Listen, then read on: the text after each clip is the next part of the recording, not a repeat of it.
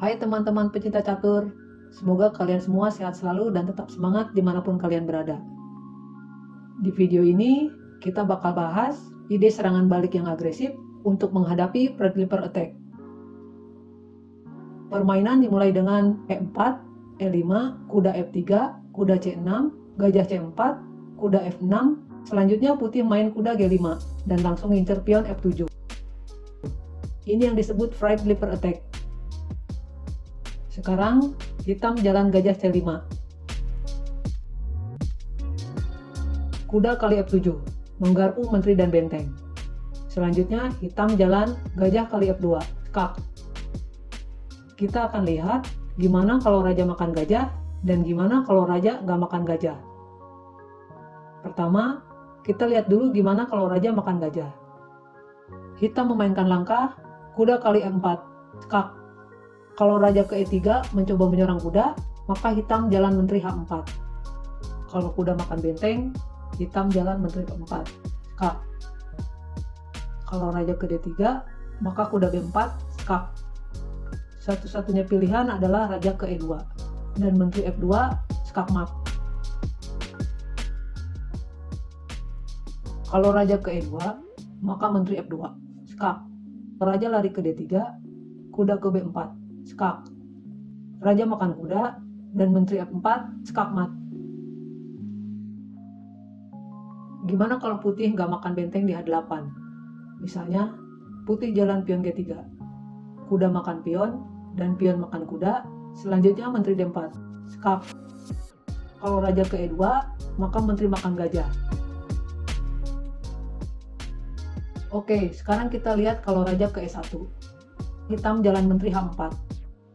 Apabila putih jalan G3, maka kuda kali G3. Kalau pion makan kuda, hitam jalan menteri kali H1, skak. Kalau raja ke E2, maka kuda D4, skak. Misal raja pindah ke E3, hitam dapat menteri. Selanjutnya, kita lihat kalau raja ke F1. Hitam jalan menteri H4, mengancam skak mat di petak F2. Kalau putih menjawab dengan menteri F3, hitam punya langkah yang kuat yaitu kuda D4. Di sini, posisi putih menjadi sangat sulit. Kuda di D4 menyerang menteri, juga mengancam pion di C2. Selain itu, hitam juga punya ancaman skak mat di petak F2. Misalnya putih jalan G3, hitam jalan menteri H3, skak. Kalau ditutup, maka menteri ke F5, skak. Kalau raja geser ke E1, hitam punya langkah kuda C2. Kalau raja ke G1, maka hitam jalan kuda F3.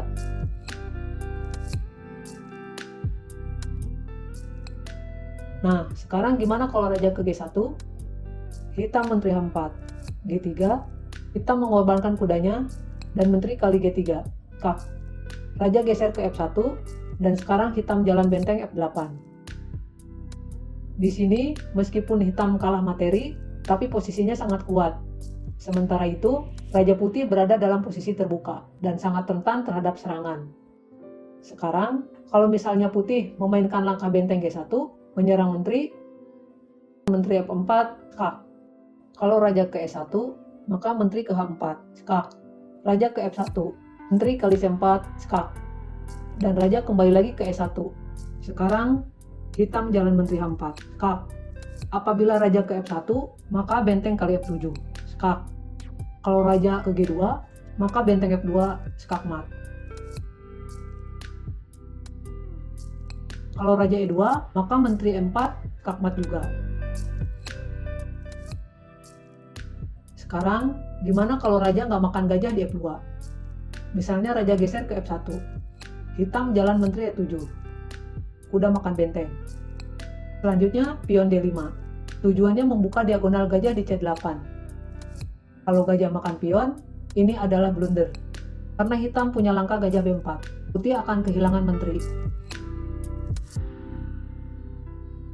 Di sini, putih jalan pion makan pion. Kuda ke D4. Nah, kita lihat sekarang gajah di F2 ini nggak ada yang jaga. Kalau putih terpancing untuk makan gajah, maka kuda G4, skak. Kalau raja ke G1, maka menteri ke C5. Dengan ide, langkah selanjutnya kuda E2, double skak. Dan di posisi ini, putih sudah tak berdaya, karena ancaman tersebut terlalu kuat. Sekarang kita lihat, kalau putih tidak langsung memakan gajah, misalnya putih jalan pion C3 terlebih dahulu, hitam punya langkah gajah G4, mengancam menteri. Menteri ke-4, kap, dan ditutup oleh kuda. Seandainya raja makan gajah, maka hitam jalan menteri H4, skak. Kalau raja ke petak G1, selanjutnya hitam jalan menteri E1, skak. Ditutup dengan gajah dan kuda E2, skakmat. Kalau ditutup pakai pion, menteri F6, kak. Misal raja ke G2, maka menteri F3, raja G1, gajah H3. Ancaman skakmat yang nggak bisa dicegah. Sekarang kalau putih makan kuda, maka hitam jalan menteri F6. Pion kali E5. Di sini kuda gak bisa makan pion di E5 karena terkena pin. Putih berharap hitam jalan menteri kali E5, membuat menteri keluar dari lajur F. Tapi hitam tidak terkecoh. Hitam jalan menteri F4. Posisi putih udah sangat sulit buat bertahan. Sekarang putih jalan gajah B3, mengajak pertukaran menteri. Tapi hitam jalan gajah D4, skak. Raja ke E1 dan menteri F2, skakmat.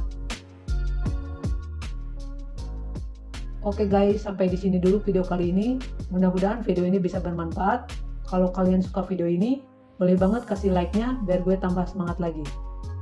Makasih buat yang udah nonton, dan sampai jumpa di video berikutnya.